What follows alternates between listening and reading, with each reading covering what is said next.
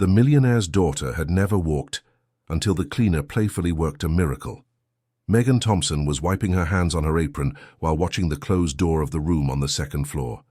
She had been hired just 3 days ago to work at the mansion, and she already knew something very strange was happening in that house, which was too quiet for having a small child. It was while cleaning the hallway that she heard it. A faint cry, almost a whisper, coming from the room with the always locked door. Megan stopped with the cloth in her hand, her heart racing. No one had mentioned anything about a child crying. "Do you need anything, ma'am?" asked Mrs. Margaret, the housekeeper who ran the house with an iron fist. Megan turned quickly, almost knocking over the bucket. No, I was just cleaning."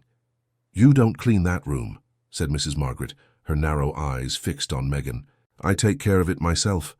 "But I heard—" "You didn't hear anything," the housekeeper cut in. "And if you want to keep this job, you'd better do your work and not ask questions." Megan lowered her head and continued cleaning, but the faint cry wouldn't leave her mind. She needed that job. After months of searching for work, that position at businessman Michael Anderson's house had been her salvation. The salary was good, better than any she had ever received. In the following days, Megan tried to follow orders. She cleaned the huge living room with its expensive furniture, the impeccable kitchen that seemed never to be used for real cooking, the bathrooms with gold finishes. The house was beautiful, but something was wrong. It felt more like a museum than a home. "Mr. Michael always arrives at 8 in the evening," explained Shirley, the other cleaner who worked 3 times a week. "He eats something, goes to the office, and then sleeps. In the morning he leaves before 7. "And the family?" Megan ventured while folding towels. Shirley looked around before answering. "The wife left 2 years ago. He has a daughter, but—" She lowered her voice. "The girl has some problem. No one talks about it." "What kind of problem?" "I don't really know. She always stays in her room. There's a nurse who comes every day, and Dr. Richard stops by 3 times a week. Mrs. Margaret is the one who handles everything related to the girl." That night Megan could barely sleep in the small room at the back of the house. She thought about the child locked in that room, the faint cry she had heard. Her own daughter, Emily, was only 6 months older than that girl must be. How could a mother abandon her own child? The next morning, Mrs. Margaret left early to take care of some matters. Michael Anderson had already left for work. The nurse wouldn't arrive until noon. Megan was alone in the house with the mysterious child. She finished cleaning the living room and looked at the stairs. Her feet carried her to the second floor before she could think better of it. She stopped in front of the door to the forbidden room, her heart pounding in her chest. Carefully, she turned the doorknob. To her surprise, the door wasn't locked. The room was huge and bright, with white curtains and expensive children's furniture.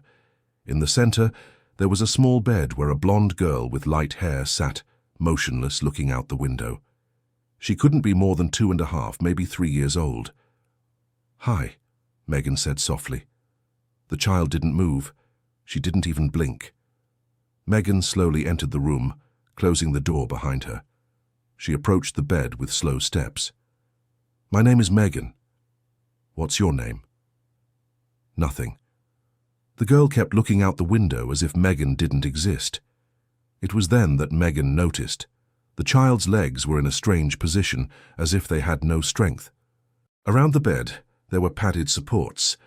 In the corner of the room, a small wheelchair and medical equipment. "Oh, my dear," murmured Megan, feeling her chest tighten. She moved closer and sat carefully on the edge of the bed. The girl had light blue eyes, but they were empty.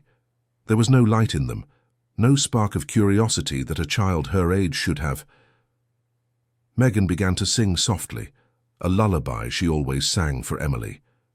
It was an old song her grandmother used to sing, about a little bird flying through the sky.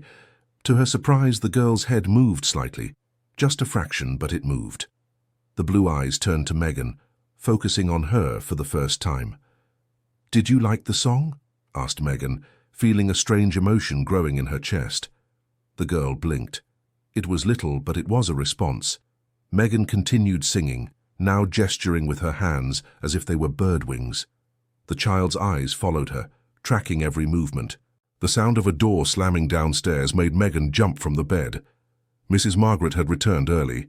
She hurried out of the room, closing the door silently, and ran down the stairs, grabbing the cloth and cleaning spray she had left in the hallway. "Megan!" called Mrs. Margaret from the kitchen. "Come here!" With trembling legs, Megan went to the kitchen.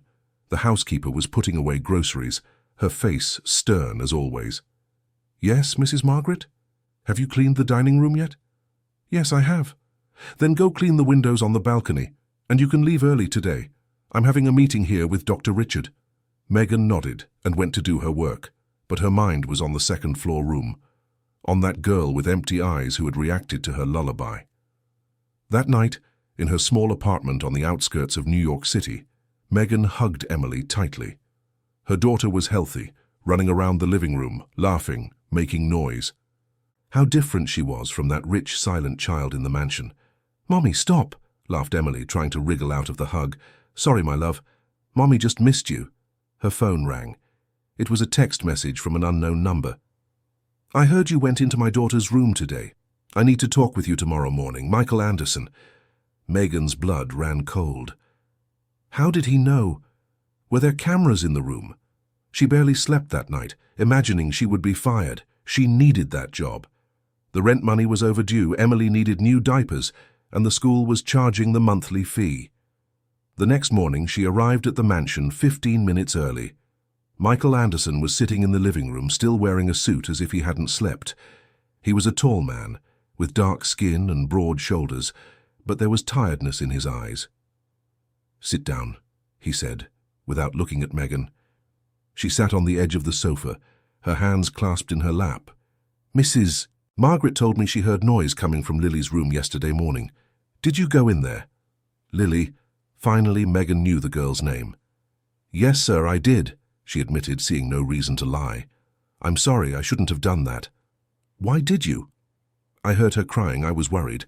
Michael finally looked at her, his tired eyes studying her face. "And what happened when you went in?" Megan hesitated. Should she tell him about the girl's reaction to the song? "She was in bed, looking out the window. I was only there for a few minutes." "Mrs. Margaret said she heard you singing." "I sang a song to her, yes. An old lullaby." Michael stood up and went to the window, his hands in his pants pockets. "My daughter doesn't walk, she never has. The doctors say it's a rare neurological problem, something that affects the connection between the brain and the leg muscles." "I'm sorry," said Megan sincerely. "She doesn't speak either. She doesn't interact. She's been trapped in her own world since she was a year and a half. Before that, she was a normal child. He started crawling at the right age, was almost walking, and then he stopped, his voice breaking. Then my wife left. She went to the United Kingdom with a businessman she met at a party. She left Lily with me, and the girl just stopped trying to walk, stopped babbling, stopped smiling." Megan felt tears burning her eyes. "The doctors said it's psychological combined with neurological, an emotional block that manifested physically. I brought the best specialists in the country. She takes medication, does physical therapy, has constant monitoring, but nothing works." He turned to Megan. "Mrs. Margaret said Lily turned her head when you sang. Is it true?" Megan nodded. She looked at me, followed the movements of my hands with her eyes. Michael closed his eyes for a moment. "She hasn't done that in months, not with me, not with the nurse, not with Dr. Richard, with anyone. Mr. Michael, I didn't want to cause trouble. I can leave if you want." "No," he said quickly. "I want you to go back there. I want you to sing to her again. Do what you did yesterday."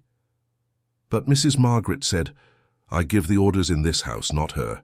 You'll continue doing your cleaning work, but once a day for an hour, you'll stay with Lily. I'll pay double your salary." Megan blinked, surprised. "Double? If you can make my daughter react, it'll be worth every penny." Dear listener, if you're enjoying the story, take a moment to like and especially subscribe to the channel. It really helps us who are just starting out. Now continuing. In the following days, Megan's routine changed completely. Every morning after Michael left for work and before the nurse arrived, she would go up to Lily's room. The girl was always in the same position, sitting on the bed, looking out the window. But now, When Megan entered, her head would turn. Those light blue eyes would seek her out. Megan sang the same song she sang for Emily, simple gestures that made Lily's eyes shine slightly.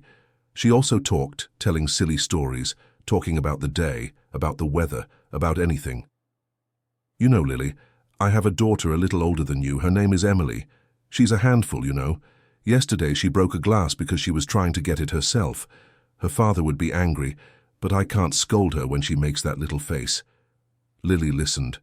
Megan was sure she listened and understood everything. On the 5th day, while Megan was singing, making animal gestures, Lily smiled. It was a small smile, almost imperceptible, but it was a smile. Megan felt like crying with joy. "You smiled," she said, gently taking the girl's hand. "You're in there, aren't you? You just need to find your way back." But not everything was well. Mrs. Margaret watched her constantly, her eyes full of suspicion. The housekeeper had worked for the Anderson family for over 10 years, had taken care of Lily since the girl was born. To her, Megan was an intruder. "You know nothing about caring for a child with special needs," Mrs. Margaret said one afternoon, blocking Megan's path in the hallway. "These silly games could do more harm than good.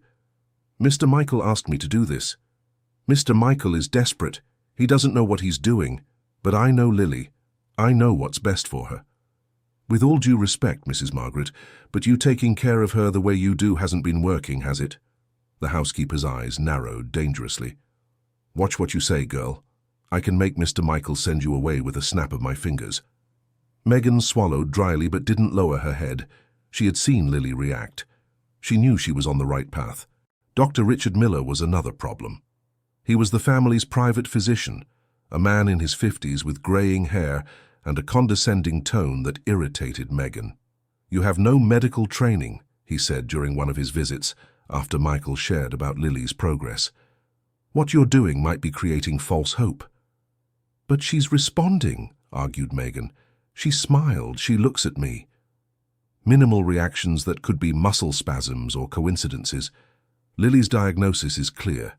The neurological issue is real. There's no magic cure through children's songs.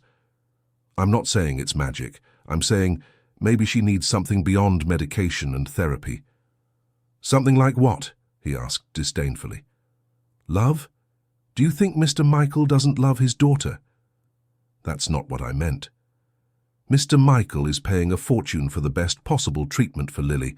He's strictly following medical guidance. If you're suggesting that's not enough—" "Dr. Richard," interrupted Michael, who had been watching the conversation silently. "Megan has been making my daughter respond in ways you and your team haven't achieved in 2 years. I think we should continue." The doctor's face hardened, but he nodded. "As you wish. But when the hopes raised by this woman prove false, don't say I didn't warn you." After the doctor left, Michael called Megan to talk in his office. "Don't mind Dr. Richard. He's used to having total control over Lily's treatment." "Is he wrong about her?" asked Megan. "About the diagnosis?" Michael sighed heavily, sinking into the leather chair behind the huge desk. "I don't know. After my wife left, I brought in 5 different specialists. They all said basically the same thing. Lily's brain isn't sending the right signals to her legs. Combined with the emotional trauma of her mother's departure, she just gave up trying. But if she can move her head, move her arms—" "Exactly. That's why the doctors think there's a strong psychological component. But all the therapists I brought in couldn't make progress. Lily doesn't respond to anything they do." "Can I ask a personal question?" Michael looked at her with those tired eyes. "Go ahead.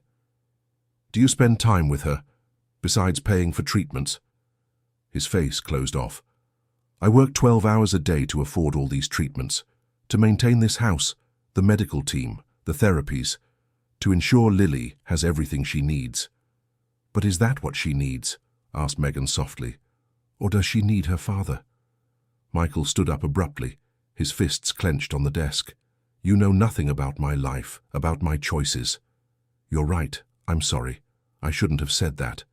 You may go. Your time is up." Megan left the office with a heavy heart. She had touched a nerve, but it was the truth. Michael Anderson was absent. Even living in the same house as his daughter, He was absent. That evening, Megan arrived home and found a surprise. Her mother, Dorothy, was waiting outside the apartment. "Mom, what are you doing here?" Dorothy was 67, with completely white hair tied in a bun and eyes that saw into people's souls. She hugged her daughter tightly. "Can't I visit my daughter and granddaughter?" "Of course you can, I just wasn't expecting you." "Where's my little granddaughter?" "At the neighbor's. I'll go get her." After Emily was asleep, Megan and Dorothy sat in the small kitchen to have coffee. "You have a strange look on your face," said Dorothy, studying her daughter's face. "Did something happen at the new job?" Megan told her everything. About Lily, about Michael, about the girls' reaction to the songs, about Mrs. Margaret and Dr. Richard. "And now I don't know what to do, Mom. I know I can help this girl. I feel it in my heart. But everyone is against me." Dorothy took her daughter's hand. "You've always been like this, Megan, since you were little. You'd see someone suffering and had to help. Remember when you brought that injured dog home? Your father almost had a heart attack." Megan smiled at the memory. "And you won't believe it, but he's getting better. The dog.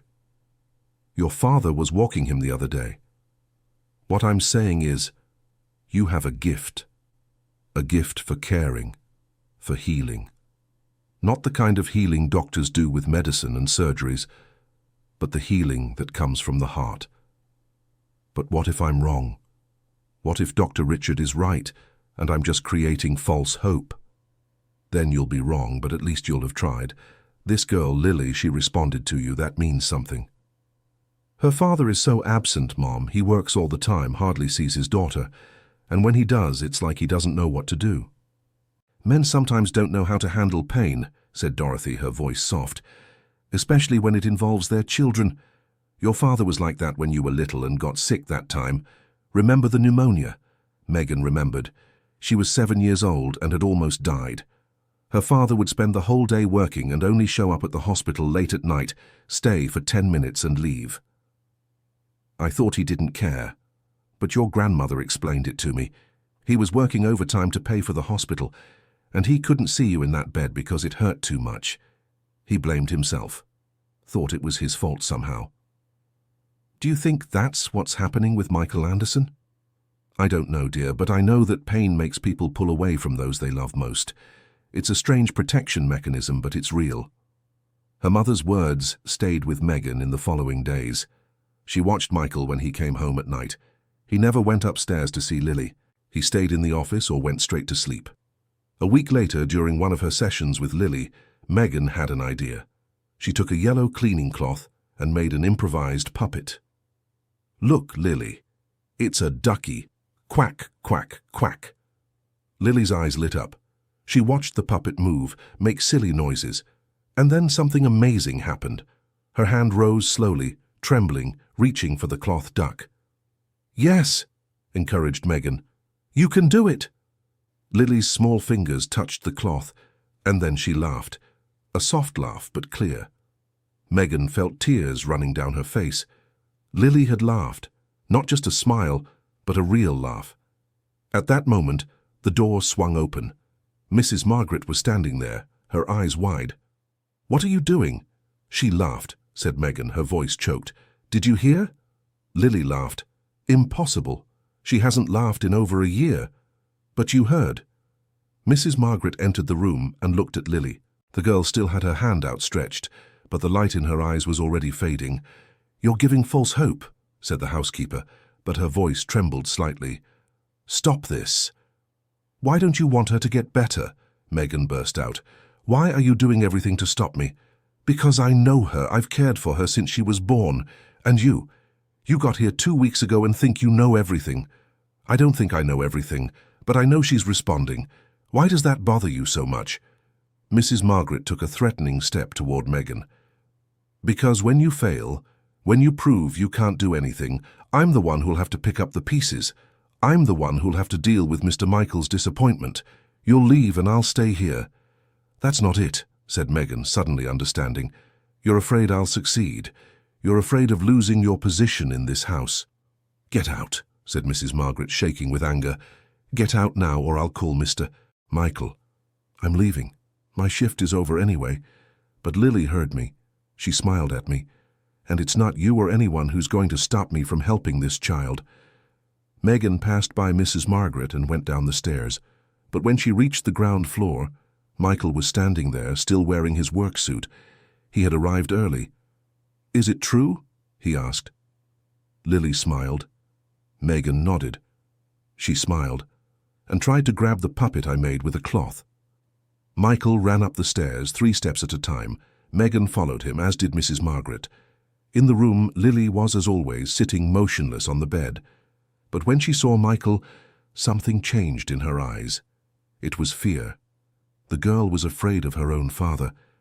"Lily," said Michael, approaching slowly. "My love, it's me. Daddy." The girl didn't react.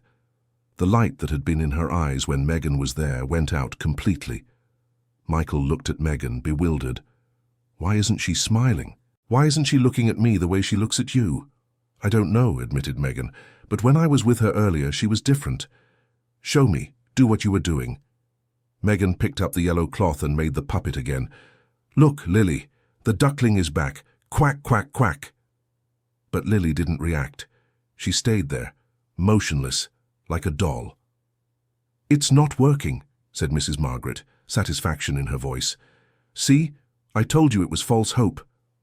Wait, said Megan, let me try something else. She began to sing the song she had sung on the first day. Slowly, very slowly, Lily's head turned. She looked at Megan, and then a small smile appeared on her lips.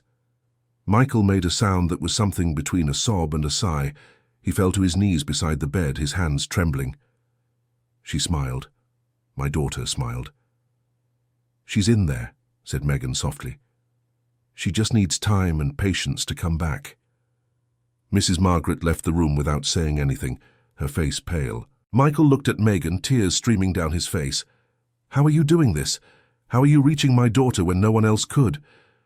I don't know. Maybe because I'm not trying to fix her. I'm just being present, playing with her like I would with any child. But the doctors said, Doctors don't know everything, interrupted Megan. They know about the brain and the body, but about the heart, about what a child needs to feel safe and loved.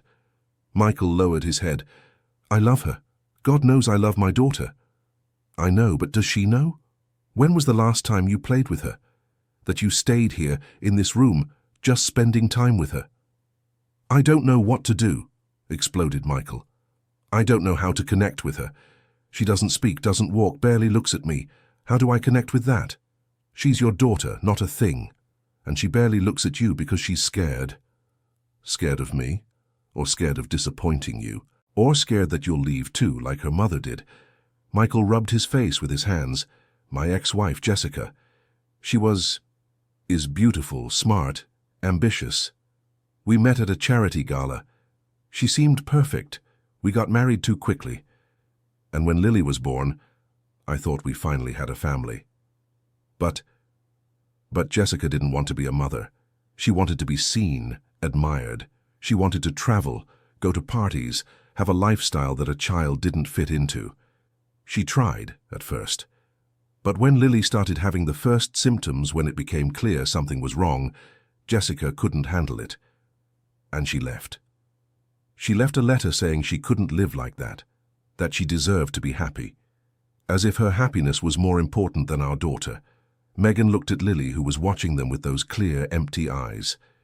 And you, when Jessica left, buried yourself in work. Yes, because at least at work I know what to do. I know how to solve problems, how to close deals, how to take control. But here, with her, I'm completely useless.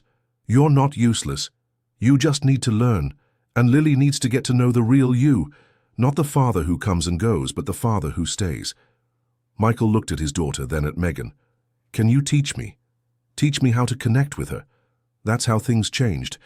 Every day, when Megan went to Lily's room, Michael would come home early from work and go up too. At first it was awkward, not knowing where to put his hands, how to speak. Just be yourself, Megan would say. You don't have to be perfect. You just have to be present. She showed Michael the songs she sang, the simple games she played with cloths and pillows. Lily watched everything with growing curiosity, but still didn't react to her father the same way she did to Megan. "Why does she like you and not me?" Michael asked one afternoon, frustrated. "It's not about liking or not liking, it's about trust. She needs to relearn how to trust people, and that takes time." "How much time?" "I don't know. Every child is different." It was Dorothy who gave Megan the idea that would change everything. During one of her visits, Megan's mother asked about the girl. "How is that child at the mansion?" "Getting better little by little. She smiles now, sometimes laughs, but she still doesn't try to move." "Have you tried putting her on your back?" "On my back? When you were a baby and were learning about balance, your grandmother did that with me. She put you on my back while I walked around the house. You loved it, and it helped you develop your muscles and sense of balance." Megan thought about it for days. Would it be safe? What if Lily fell? Finally, she decided to try. Carefully, she sat Lily on her back, holding the girl's fragile little legs firmly. Lily was stiff at first, scared. "It's okay," Megan murmured. "I've got you. Let's take a walk around the room." She started walking slowly, singing softly. Gradually, she felt Lily relax. The girl's little hands gripped Megan's shoulders, and then something miraculous. Lily's little legs began to move, trying to adjust to the movement of Megan's body. "You're feeling it, aren't you?" Megan said, emotional. "Your muscles are working." She kept walking around the room, making gentle movements. Lily started to laugh, that soft little laugh that melted anyone's heart. When she put Lily back in bed, the girl was tired, but there was a light in her eyes. A light that wasn't there before. Michael, who had arrived in the middle of the play, was leaning against the wall, watching everything with tears in his eyes. "Her legs moved," he said, his voice hoarse. "I saw." "They moved." "They moved," Megan confirmed. "Not much, but they moved." That night, for the first time in 2 years, Michael had dinner in Lily's room. He asked the cook to prepare something light and stayed there, eating while talking to his daughter about his day. Lily didn't respond, but she looked at him. And that, for Michael, was everything. Dear listener, if you're enjoying the story, please take a moment to like and especially subscribe to the channel. It really helps us who are just starting out, now continuing. The following weeks brought more progress, but also more complications. Dr. Richard was increasingly resistant to what Megan was doing. "This isn't scientific," he argued during his visits. "There's no medical basis for what she's doing." "But it's working," Michael countered. "Lily is responding. Involuntary movements don't mean a cure. The neurological problem is still there. She needs to continue with the medications and traditional therapies." "And she will continue. But I don't see a problem with adding this too." The doctor looked at Megan with disdain. "You're deluding yourselves, giving false hope. And when they find out that Lily will never walk, the disappointment will be even greater." After he left, Megan found Mrs. Margaret crying in the kitchen. It was the first time she had seen the housekeeper show any emotion other than anger or disdain. "Mrs. Margaret," she said softly, "is everything okay?" The older woman quickly wiped away her tears, straightening her posture. "I'm fine. It's none of your business. I know you don't like me, but can we talk, for real?" Mrs. Margaret looked at her for a long moment, then sighed and sat down at the kitchen table. "I've taken care of Lily since the day she was born. I was the one who stayed up all night when she had colic. I was the one who comforted her when Mrs. Jessica was too busy to breastfeed. I was the one who was there when she gave her first smile." And then she stopped walking. She was trying. She was already standing while holding onto the furniture. A few more days and she would have taken her first steps. And then Mrs. Jessica left, and it was as if someone had turned off a switch inside Lily. She just gave up. That must have been horrible to see. You have no idea.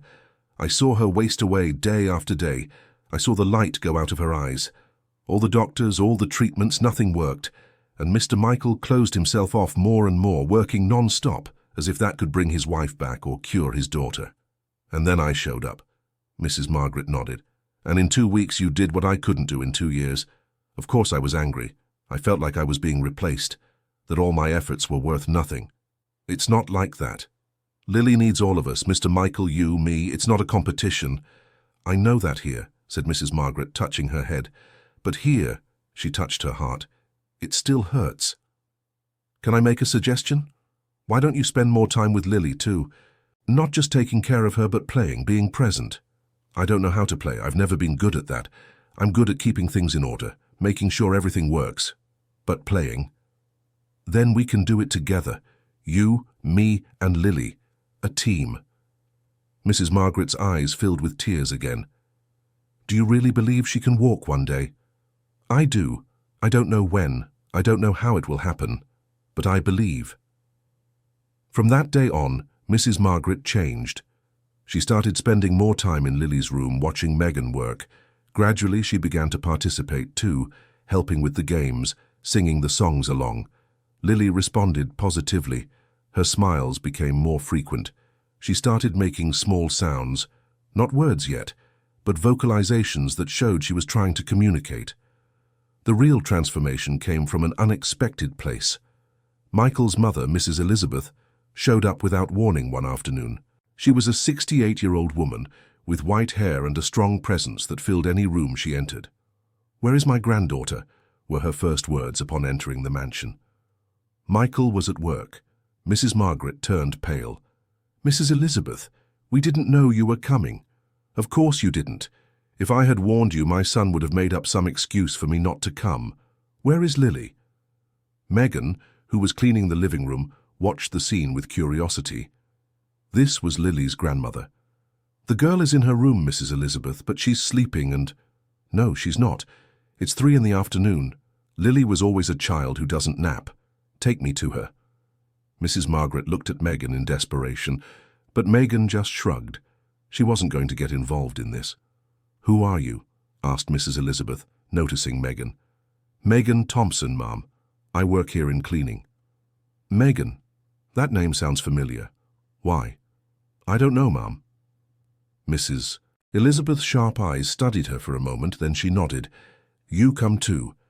I want to meet everyone who's taking care of my granddaughter." The group went upstairs.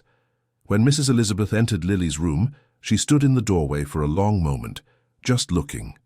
Lily was awake, sitting in bed, looking out the window as always. But when she saw her grandmother, something changed in her face. Recognition. And then something none of them expected. Lily raised her arms, reaching for Mrs. Elizabeth. "My God," murmured the grandmother, rushing to the bed and taking her granddaughter in her arms. "My girl.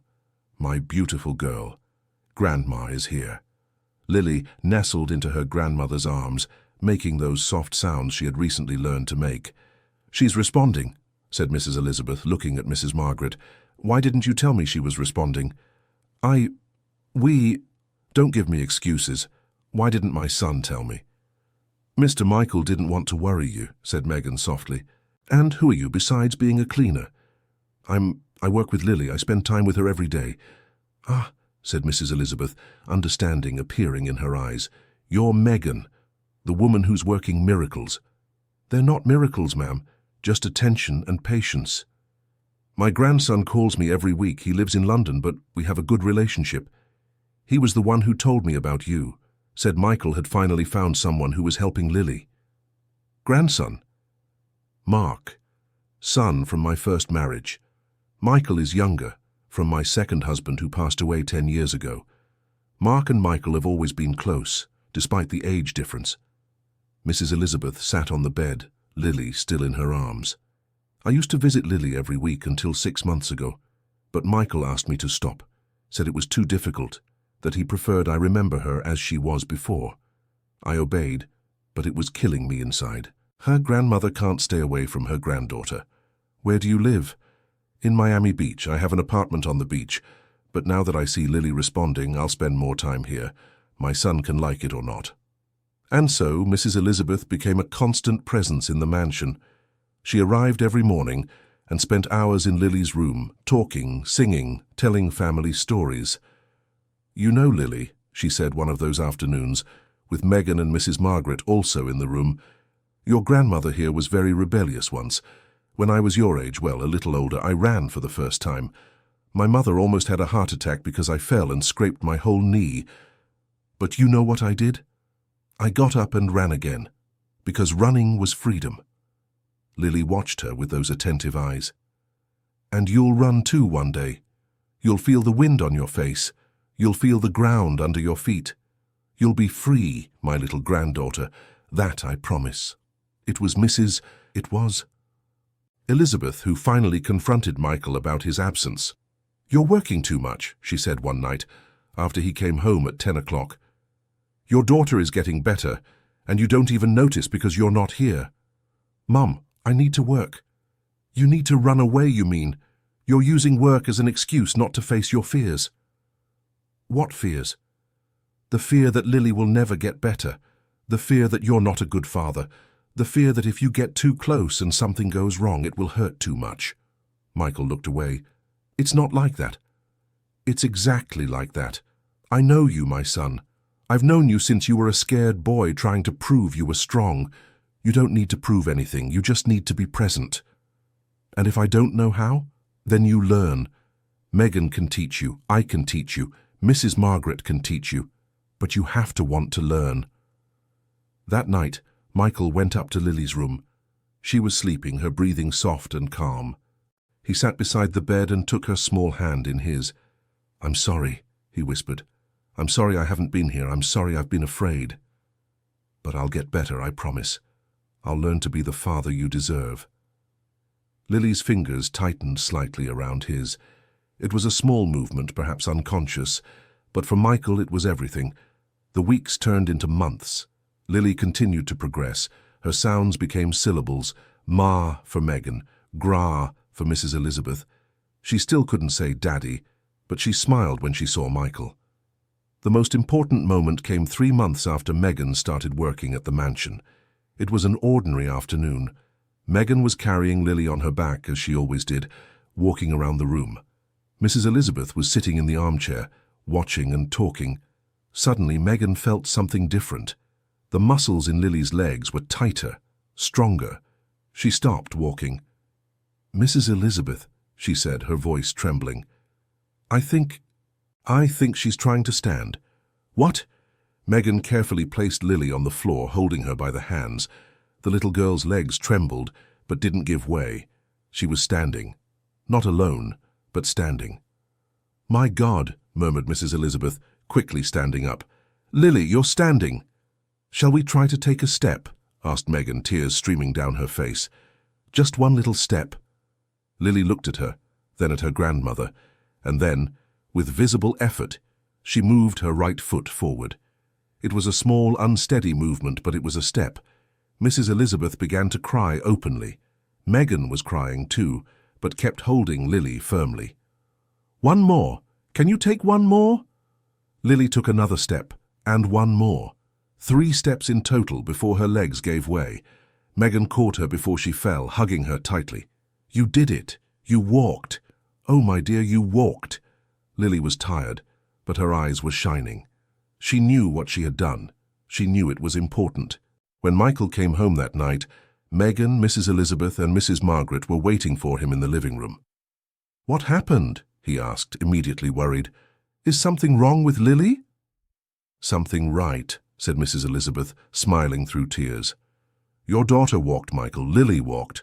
Michael's legs gave way. He had to sit down, his face pale. Walked? 3 steps, said Megan. With support, but 3 real steps. Where is she? I need to see her. She's sleeping. It was very tiring for her, but tomorrow you'll see she'll walk for you. Michael covered his face with his hands and cried. He cried for all the months of pain, of fear, of hope. He cried for the lost time, for the wasted opportunities. And he cried with joy because his daughter, his Lily, was coming back. The next morning, everyone was in Lily's room. Michael, Megan, Mrs. Elizabeth, Mrs. Margaret. Even Dr. Richard had been called, skeptical but curious. Megan picked Lily up in her arms and stood her up. The girl was nervous with so many people watching, but when she saw her father, something changed in her eyes. Come, Lily, said Michael, kneeling a few feet away, his arms outstretched. Come to Daddy. Lily looked at him, then at Megan. "Go on," encouraged Megan. "You can do it. Daddy's waiting." With Megan lightly holding her hands, Lily took a step, then another. Her little legs trembled, but didn't give way. She was walking toward her father. On the third step, Megan let go of one hand. Lily wobbled but kept going. On the fifth step, Megan let go of the other hand, but stayed very close, ready to catch her if she fell. Lily took 3 more steps on her own, 8 steps in total. And then she fell into her father's arms. Michael held her as if she were the most precious thing in the world, because she was. "My girl," he whispered, kissing the top of her head. "My strong, brave girl." For the first time, Lily spoke a clear word. It wasn't Mommy, it wasn't Grandma, it was Daddy. There wasn't a dry eye in that room. Even Dr. Richard was discreetly wiping away tears. "This is extraordinary," the doctor admitted. "Scientifically, it shouldn't be possible, but it's happening right before my eyes." In the following weeks, Lily continued to improve. She walked more each day, growing stronger, more confident. Her vocabulary increased too. Soon she was speaking in short sentences. Michael transformed his life. He started working from home 3 days a week, spending more time with Lily. They played together, read books, watched cartoons. He was learning to be a father. Megan continued coming every day, but now more as a family friend than an employee. She sometimes brought Emily along, and the 2 girls would play while the adults talked. Dear listener, if you're enjoying the story, please take a moment to like and especially subscribe to the channel. It really helps us who are just starting out, now continuing. But not everything was perfect. There was a shadow hanging over their happiness, a shadow named Jessica. Michael's ex-wife had called a few times over the months, always with excuses not to talk much. Michael never shared about Lily's progress. He said he didn't owe explanations to someone who had abandoned their daughter. But then, 6 months after Lily took her first steps, Jessica appeared. Without warning, without calling first. She simply rang the mansion's doorbell on a Saturday afternoon. Mrs. Margaret answered the door and turned white as a sheet. Mrs. Jessica. "Hello, Margaret. I've come to see my daughter." The housekeeper didn't know what to do. Michael was in the office. Lily was in the garden with Megan and Emily. Mrs. Elizabeth had gone to Miami Beach for a few days. "Mister, Michael isn't expecting you." "I don't need permission to see my own daughter," said Jessica, pushing the door open and entering. She was truly beautiful, as Michael had described. Tall, slim, with dark, wavy hair, tanned skin. She wore designer clothes and expensive jewelry. "Where's Lily?" "In the garden," said Mrs. Margaret, rushing to the office to get Michael. Jessica went out through the door to the garden. Megan was sitting on the grass, watching Lily and Emily play. The 2 girls were chasing soap bubbles Megan had made. "Lily?" called Jessica. The girl stopped, turning slowly. She looked at the woman for a long moment, her face confused. She didn't recognize her. "Lily, it's me. Mommy." Lily took a step back, hiding behind Megan. "Who are you?" asked Megan, standing up. "I'm Lily's mother. And you?" "Megan Thompson. I work here." Jessica looked her up and down, clearly unimpressed. "A maid, of course. Michael was always good at hiring people to do his work." "Excuse me?" said Megan, feeling anger growing in her chest. "Lily, come here to Mommy," said Jessica, stretching out her arms. But Lily didn't move. She clung to Megan's leg, hiding her face. "She doesn't know you," said Megan. "You left when she was 1 year old. She has no memory of you." "I'm her mother. Of course she knows me." "What are you doing here?" Everyone turned. Michael was standing at the garden door, his face red with anger. "I came to see our daughter. She's not ours, she's mine. You gave her up when you left." "I didn't give up anything. I just needed time." 2.5 years, shouted Michael. "You needed 2.5 years of time? You didn't even call to know if she was alive." "I did call and you never answered." "Because I had nothing to say to you. You abandoned our daughter when she needed you most." Lily started to cry. Megan picked her up, moving away from that scene. "You're scaring her," said Megan firmly. "Stop this." Jessica looked at her daughter in another woman's arms, and something changed in her face. It was pain. Real pain. "She's walking," she whispered. "The doctors said she would never walk." "The doctors were wrong," said Michael, his voice calmer now.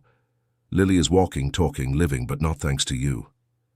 I thought she would never get better. I thought it would be like this forever. I couldn't bear it. I'm weak, I know, but I couldn't watch my daughter waste away." "So you ran away?" "Yes, I ran away, and I spent every day of these 2 years hating myself for it." There was a heavy silence in the garden. Emily approached Megan, holding onto her skirt, frightened by the tension. "Why did you come back now?" asked Michael. "Mark called me. He told me that Lily was getting better. I needed to see it with my own eyes.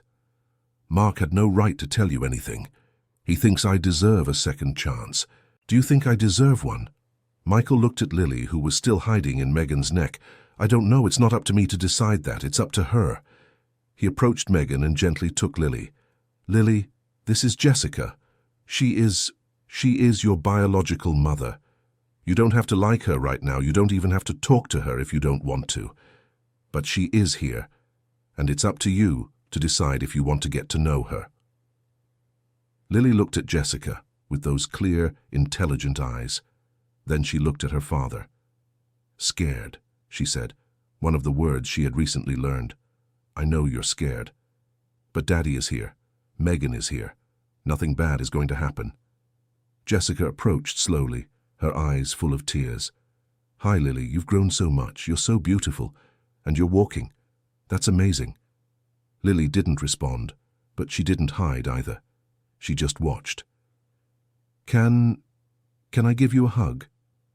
Lily thought for a moment, then extended a small arm. It was a small gesture, but it was something.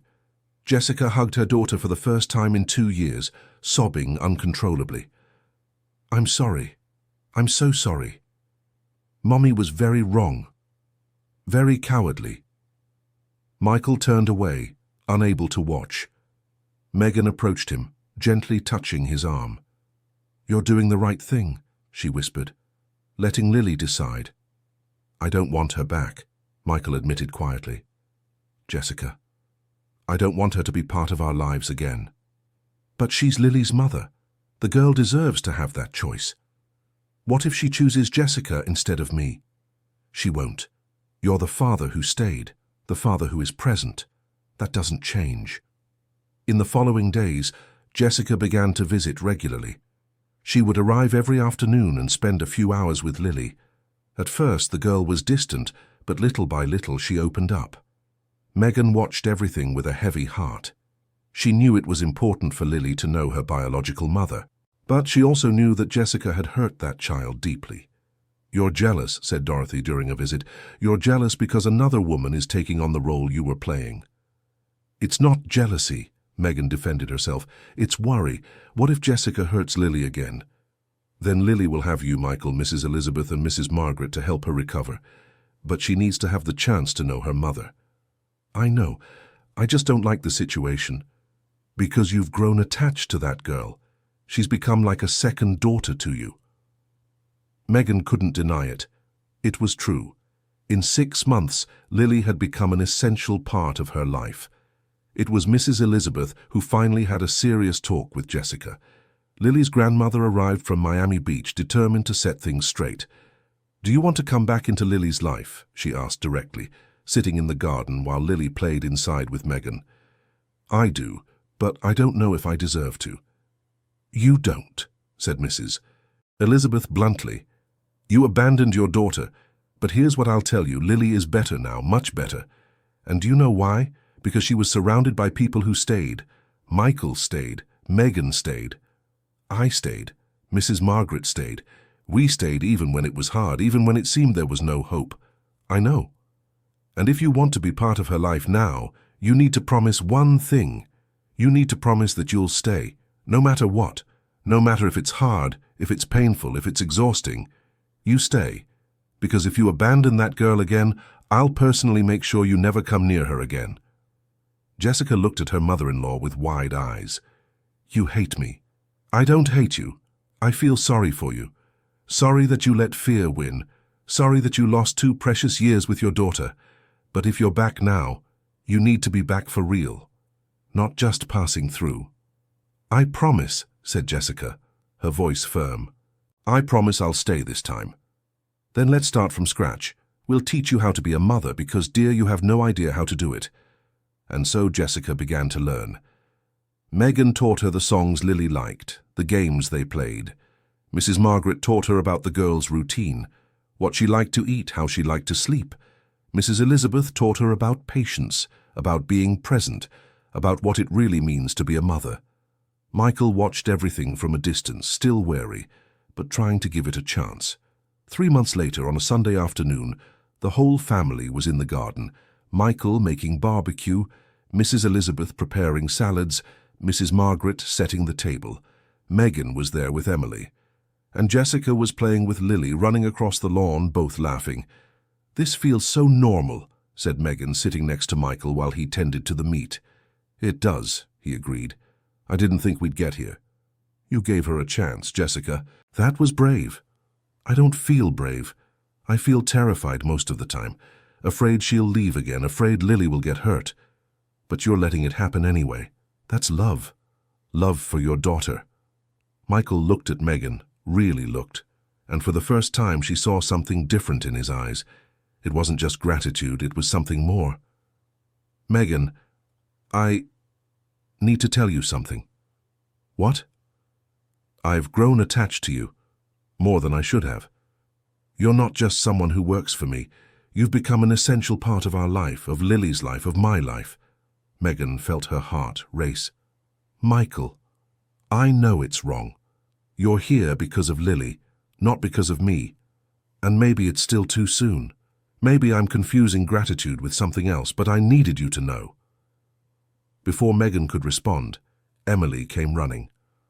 "Mommy, Lily wants you to see her do a cartwheel." "Coming, sweetheart." She looked at Michael, her heart confused. "Can we talk about this later?" "Of course." But that conversation never happened, because that night something changed everything. Jessica stayed for dinner. It was the first time that had happened, and everyone was a bit tense, but trying to make it work. Lily was happy, sitting between her father and mother, eating and chatting in her short phrases. After dinner, Jessica asked to put Lily to bed. It was something she had never done before, and everyone was surprised when she asked. "Can I do this?" she asked Michael. "I know it's always been you, but I'd like to try." Michael looked at Lily. "What do you think, little one? Do you want Mommy Jessica to put you to bed?" Lily nodded. "Okay." Everyone watched Jessica go up the stairs holding Lily's hand, something simple but deeply meaningful. Megan was putting dishes away in the kitchen when she heard it. A scream coming from upstairs, a scream of terror. Everyone ran. In Lily's room, Jessica stood frozen, white as a sheet, pointing at the window. Someone was here, someone was looking through the window. "Impossible," said Michael. "We're on the 2nd floor." "I saw him. There was a man looking through the window." Michael ran to the window and looked out. There was nothing, just the dark night. "There's no one here." "But I saw someone." Lily started crying, frightened by the screams. Megan picked her up, comforting her. "Maybe it was a reflection," suggested Mrs. Elizabeth, "or a shadow." "It wasn't a reflection. It was a real man. He was looking at me." Mrs. Margaret came down and checked all the doors and windows. Everything was locked. Michael called the building security, but there were no records of anyone entering or leaving. "You're stressed," Michael said finally. "It was probably your imagination." But Jessica wasn't convinced. And to be honest, Megan wasn't either. There was something about the terror in Jessica's eyes that seemed too real to be imagination. That night, after everyone had left, after Lily finally fell asleep and Jessica went to the guest room that Michael had prepared for her, Megan stayed. Michael had asked her to stay, saying he didn't want to be alone. They sat in the living room, a heavy silence between them. "Do you think she really saw someone?" asked Megan. "I don't know. Jessica has always had a vivid imagination, but there was something about how she described it. It was too specific. Maybe we should install cameras, to be sure. I'll do that tomorrow." Another silence. "About what I said earlier," Michael began. About my feelings. Michael, you just gave your ex-wife a chance to come back into your daughter's life. This isn't the time to have this conversation. I know, you're right, it's just... I don't want you to think I'm confusing things. What I feel for you has nothing to do with gratitude or what you've done for Lily. Well, not everything to do with it. It's more than that. Megan looked at him, at this man who had changed so much in recent months, who had learned to be present, to be a father, to be vulnerable. I feel something too, she admitted, but it's complicated. Lily is in a delicate moment. Jessica is trying to find her place. And I'm just a cleaner, Michael. You're a millionaire businessman. We're from different worlds. Money doesn't matter, not when it comes to real things. It matters when you live in a mansion and I live in a one-bedroom apartment in the outskirts. It matters when your daughter needs stability and not more complications. You're right, he said after a moment. You're right about everything, but that doesn't change how I feel. Then let's let these feelings wait. Let's focus on Lily, on making sure she's safe and happy. And when things settle down, if we still feel the same way, we can revisit this conversation. Promise we'll revisit it? I promise. They sat there for a while longer, side by side, not touching, but connected in a way that went beyond the physical. In the following days, life returned to normal. Michael installed security cameras throughout the house. Jessica continued visiting, calmer now, but still insisting that she had seen someone at the window. Lily kept progressing. She was walking almost normally now, with only an occasional slight limp. Her vocabulary grew every day. She called Michael Daddy, Mrs. Elizabeth Grandma, Megan Meg, and had started calling Jessica Mommy, though still with hesitation. Everything seemed to finally be falling into place. And then the photos appeared. Michael found them in his mailbox, a plain envelope with no return address. Inside, there were 3 photos, all of Lily. One of her in the garden with Megan, one of her in her room sleeping, one of her entering the house. There was no message, just the photos. Michael called Megan, Jessica, and Mrs. Elizabeth to talk. Someone is watching Lily, he said, the photos spread out on the table. Someone is taking pictures of her. My God, murmured Jessica. I saw someone. I told you I had seen someone. Who would do this? Asked Megan, feeling fear tighten her stomach. I don't know, but I'll find out. Michael hired a private investigator. He increased the house security. He started picking up and dropping off Lily personally from every place she went. But the photos kept coming. Once a week, a new envelope. New photos of Lily doing everyday things. It's as if whoever is doing this wants to show us that they can get to her, said the private investigator, a man named Brian who had experience with cases like this. They're playing with you. But why? Asked Michael. What does this person want? Usually it's money, ransom, but they haven't made any demands yet. And if it's not about money? Brian looked at him seriously. Then it's something more worrying, someone with a fixation. Maybe on Lily, maybe on the family. The tension in the house was palpable. Mrs. Margaret barely slept, always vigilant. Mrs. Elizabeth moved permanently into the mansion, not wanting to leave her granddaughter alone. Jessica was on the verge of a nervous breakdown. And Megan felt she was losing Lily. The girl was scared, withdrawn, reverting to some of her old behaviors. She spoke less, smiled less. We're losing all the progress, Megan told Michael one night. Lily is regressing because of this fear. I know, but what can I do? I can't ignore the threat. Maybe we should leave, get out of the city for a while. I won't let whoever is doing this drive us out of our own home. But then came the 10th photo, and everything changed. In this photo, Lily was in bed, sleeping. But there was something new, a message written on the back of the photo. She should have been mine. Michael turned pale as he read it. This isn't about money, it's about Lily. Someone thinks they have a right to her. Brian analyzed the photo, the handwriting. It's a woman. The handwriting suggests that, and the way it's written should have been mine. It's possessive. Someone who genuinely believes Lily belongs to her. But who? The answer came 2 days later from a completely unexpected place. Mrs. Margaret entered Michael's office, her face paler than he had ever seen. "I need to tell you something. Something I should have told you a long time ago." Michael, Megan, Jessica, Mrs. Elizabeth and Brian were all present. Everyone sat down, feeling that something important was about to be revealed. "When Lily was born," began Mrs. Margaret, her voice trembling, "there was another woman in the hospital, a woman who had also given birth that day. But her baby didn't survive." "What does this have to do with Lily?" asked Jessica. "This woman, she saw Lily. She saw Mrs. Jessica with Lily, and she became obsessed. She started showing up here at the mansion, saying Lily should have been hers, that it wasn't fair that her baby was gone and Lily was still here." "Why did you never tell me this?" exploded Michael. "Because I handled it. I talked to her, explained that it doesn't work that way. She seemed to understand. She stopped coming around. I thought I had solved the problem." "What's her name?" Sarah Wilson. She lived on the same street as the clinic where we took Lily for her first appointments." Brian was already on the phone checking information.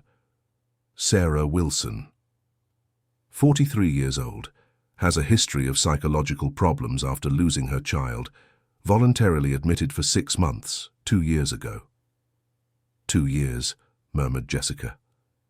"That's when I left, when Lily stopped walking." "This isn't a coincidence," said Brian.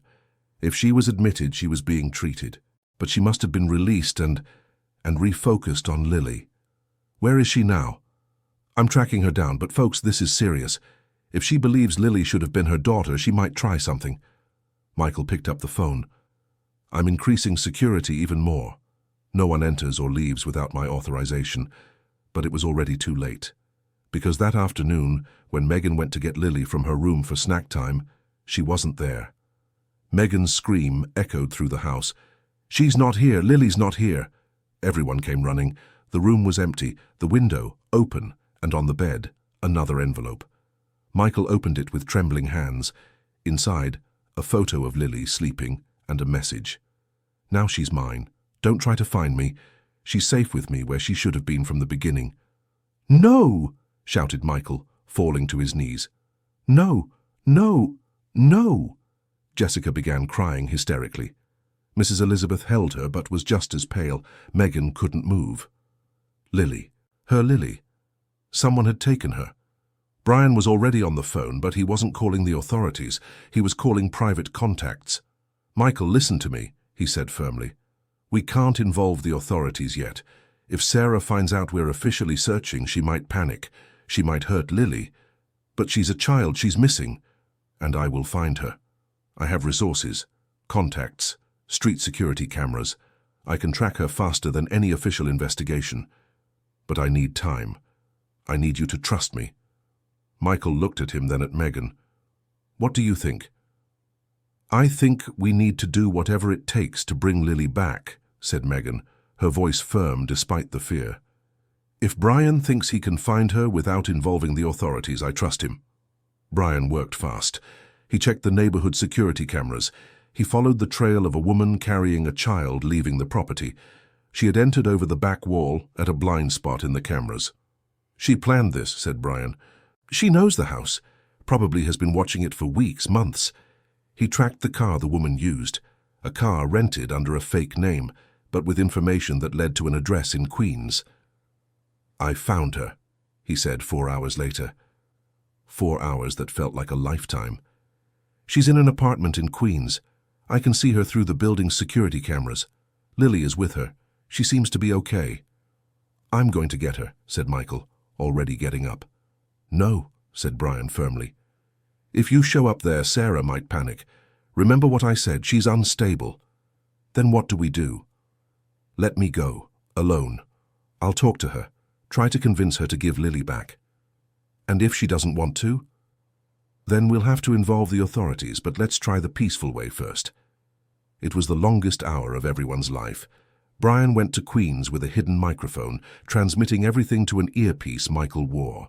They heard him knock on the door. They heard Sarah answer. "Who are you?" "My name is Brian. I came to talk about Lily." "I don't know any Lily." Sarah, I know the girl is there, I know you took her, but this doesn't have to end badly. You can give her back, and we can sort this out. She's not Lily, she's my daughter who should have lived. Your baby is at rest now, but Lily has a family. She has a father who loves her very much, a grandmother, people who are desperate to have her back. They don't understand. It's not fair. Why does their daughter live and mine doesn't? Why do they get to keep her and I don't? Her voice was getting higher, more unstable. I know it's not fair. Losing a child is never fair. But taking Lily won't bring your baby back. She's happy here, she hasn't cried once. She's playing with the toys I bought. Sarah, she's 3 years old. She's scared. She's traumatized. You don't know anything. On the other end of the line, Michael was on the verge of breaking down. Megan held his hand, squeezing it tight. Brian changed tactics. Can I see Lily just to make sure she's okay? No. Please, I promise I won't do anything. I just want to see that she's okay. There was a long pause, then footsteps, a door opening, and then Lily's voice. Small, scared, but alive. Mister? Hi, Lily, are you okay? I want Daddy. I want Meg. I know, sweetie. You'll see them soon. The lady said they don't want me anymore. Michael made a sound of pain. Megan was crying silently. That's not true, said Brian, his voice controlled. Your daddy loves you very much. Megan loves you very much. They want you back more than anything in the world. Lies, Sarah intervened. They abandoned you, like my husband abandoned me after our baby was gone. But I'll never abandon you. You'll stay with me forever. Sarah, said Brian calmly, you need help. Let me help you. Get out! Get out before I call the police. Please call. Call, because they'll understand you need help, not jail. There was another silence, then sobs. Sarah was crying. I just wanted my daughter back. Just wanted to be a mother. Is that too much to ask? It's not. But you can be a mother in other ways. You can adopt. You can volunteer at daycare centers. You can help other children, but kidnapping Lily isn't the answer. I didn't kidnap. I rescued her. From what? From a family that didn't know how to take care of her. That let her stop walking. That let the mother leave. But she's walking now. She's talking. She's happy. Because of the family you think doesn't know how to take care of her. Sarah didn't answer. She just kept crying. Lily, said Brian softly, do you want to go back home? Yes, said the small voice. I want Daddy. See, said Brian. She wants to go back home. Please, Sarah, do the right thing. More footsteps, the door opening completely. And then Brian's voice relieved. I'm coming to get you now, Lily. It's okay. Michael and Megan were in the car even before Brian hung up. They drove to Queens in record time. When they arrived at the apartment, Brian was at the door, holding Lily. The girl was wearing clothes that weren't hers, but she seemed physically okay. Lily! Shouted Michael, running to her. Lily saw her father and started crying, reaching out her arms. Michael picked her up, hugging her so tightly that Megan was afraid he would hurt her. My God, you're okay. You're here. Daddy, sobbed Lily. Daddy, scared. I know, love. I know, but it's okay now. Daddy's here. Nothing will hurt you. Megan approached, gently touching Lily's hair. Hi, little one. Meg, said Lily, reaching for Megan too. Michael passed her to Megan, who hugged her tightly, tears streaming down her face. Inside the apartment, Brian was talking quietly with Sarah. The woman was sitting on the floor, hugging her knees, rocking back and forth. She needs help, said Brian. Professional help. I'll call contacts I know, places that can take proper care of her. She kidnapped my daughter, said Michael, his voice hard. She should go to jail. She's sick, Michael. She lost a child and never processed that loss properly. She's living in a fantasy where Lily is the baby she lost. Jail won't help. It'll make it worse. Michael looked at Sarah, at that broken woman on the floor, and felt his anger turn into something more complicated. Pity. Understanding. Pain for the loss she had suffered. All right, he said finally. Help her. But she can't come near my family anymore. She won't, I promise. They went back to the mansion with Lily. The girl was traumatized, clinging to Michael and not wanting to let go. Jessica tried to approach, but Lily shrank back and it broke the mother's heart. She'll need time, said Megan gently. She needs to feel safe again. In the following days, Lily regressed. She stopped talking as much as she used to. Her walking became more unsteady. She had constant nightmares. All the progress is being lost, said Michael, desperate. This is my fault. I should have protected her better. It's not your fault, said Mrs. Elizabeth firmly. It's the fault of a sick woman who made a terrible choice, but Lily will recover. She's recovered before, she'll recover again. And slowly, with patience and love, Lily began to come back. Megan spent even more time with her, singing the old songs, playing the old games. Mrs. Elizabeth told stories. Mrs. Margaret made the girls' favorite dishes. And Michael. Michael never strayed again. He worked from home permanently, always staying nearby, always available. Jessica was also present but kept her distance, knowing Lily needed space. It was during one of these afternoons that something changed. Lily was sitting on Megan's lap when Jessica entered the room. Can I stay here with you?" she asked, hesitant. Lily looked at her for a long moment. Then she nodded. Jessica sat on the other side of the room just watching. Megan began to sing, and to her surprise, Jessica joined in. She knew the song. She must have heard Megan singing it so many times that she learned it. Lily smiled. It was a small smile, but it was for both of them, for Megan and for Jessica.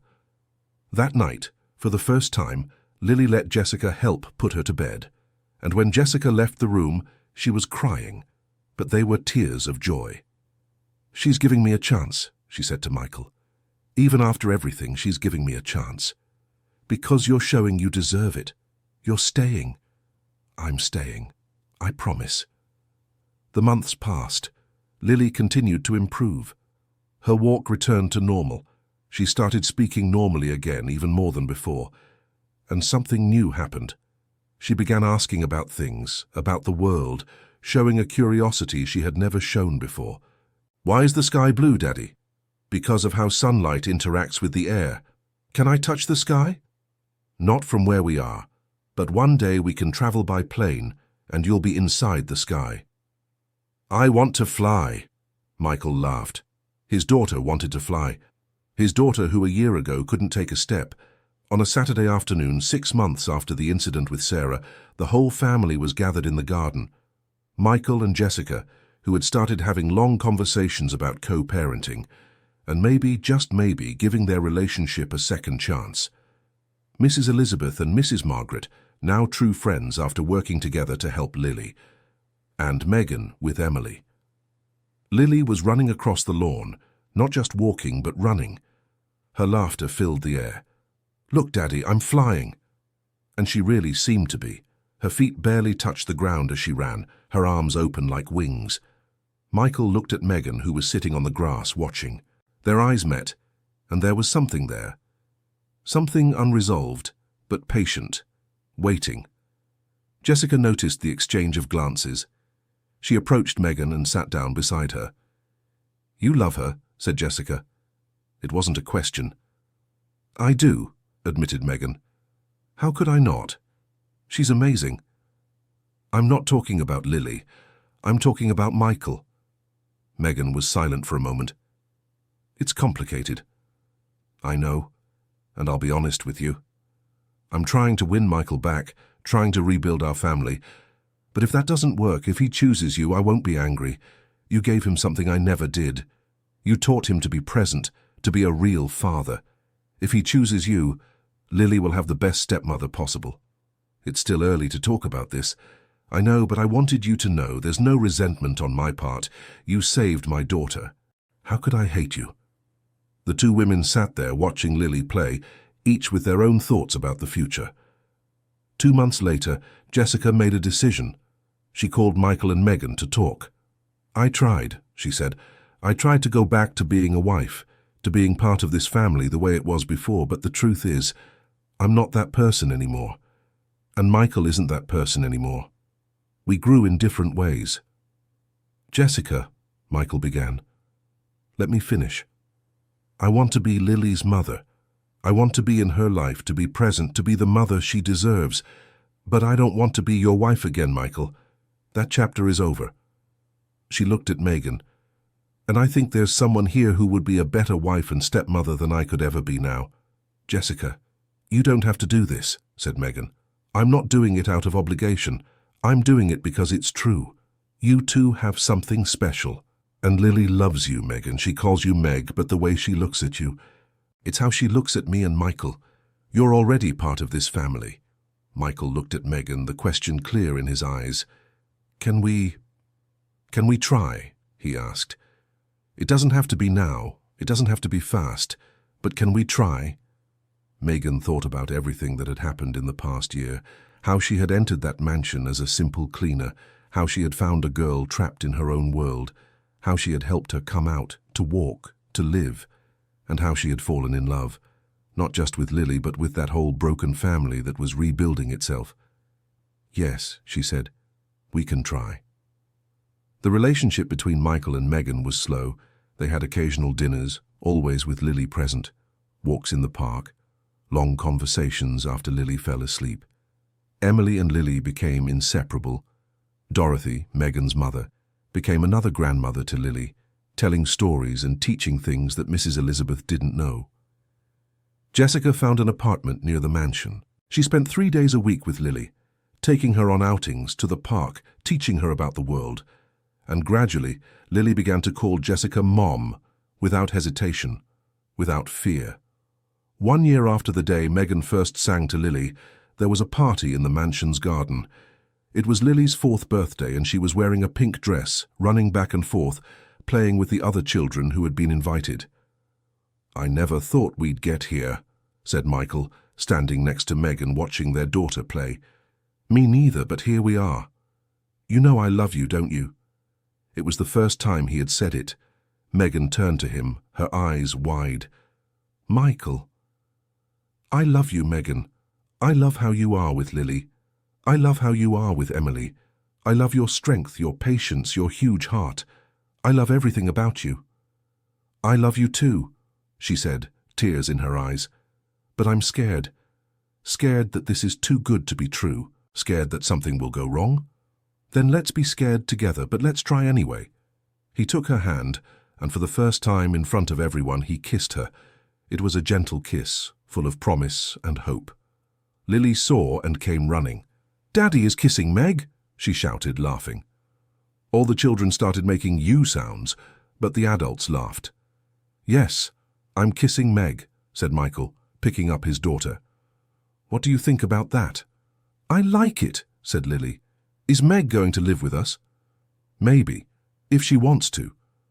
Lily looked at Megan with those bright blue eyes full of life. "Do you want to, Meg?"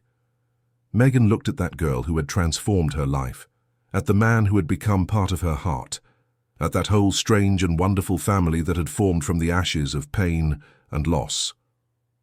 "Yes," she said, "I want to." The party continued through the afternoon, full of laughter, music, and joy. At one point, Megan found herself sitting on the grass with Mrs. Elizabeth and Dorothy, the 2 grandmothers, watching the children play. "You did something incredible," said Mrs. Elizabeth. "Not only did you save Lily, you saved this entire family." "I didn't save anyone," said Megan. I was just present. I just paid attention. It's not magic." "That's exactly what it is," said Dorothy. "The magic of caring, of being there when people need you. That's the greatest gift anyone can have." "And now," said Mrs. Elizabeth with a playful smile, "you're going to marry my son. Can I start planning the wedding?" "Let's take it slow," laughed Megan. "We just started dating." "Pff, you're already a family. The wedding is just paperwork." But the paperwork happened eventually. 8 months later, in a simple ceremony in the mansion's garden, Michael and Megan got married. Lily was the maid of honor, carrying the rings with the seriousness of a nearly 5-year-old. Emily was the other maid of honor, wearing a dress identical to Lily's. Jessica was there, sitting in the front row, crying happy tears. She had found peace with her new life, her new relationship with her daughter, and she had started therapy, finally processing the guilt and pain she carried. "Do you take Megan as your wife?" asked the officiant. "I do," said Michael, his eyes fixed on Megan. "And do you take Michael as your husband?" "I do," said Megan, smiling through tears. "Then I pronounce you husband and wife. You may kiss the bride." And he kissed her, while everyone applauded and Lily shouted, "Yay!" jumping up and down. Life after the wedding was normal, wonderfully normal. Megan officially moved into the mansion, bringing Emily with her. The two girls shared a room, something they both loved. Michael started working only as much as necessary, dedicating more time to the family.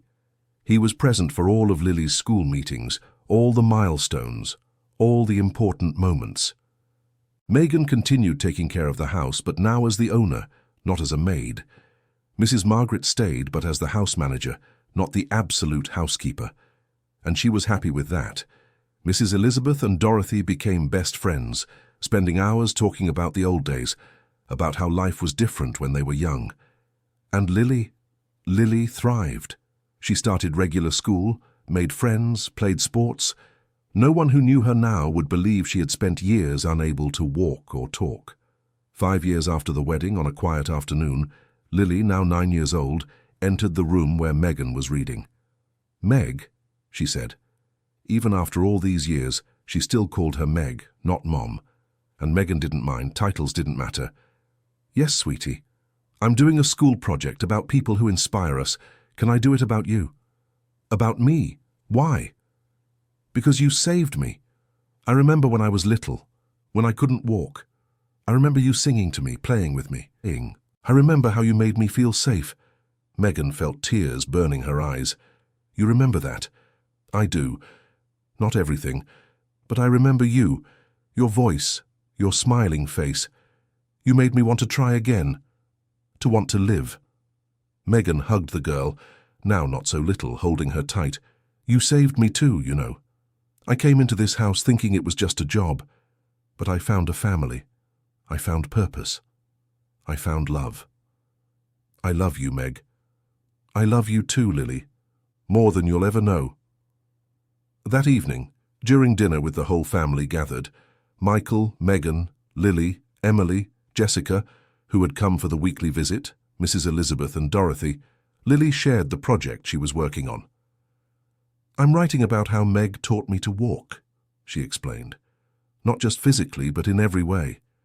She taught me to trust again, to try again, to never give up."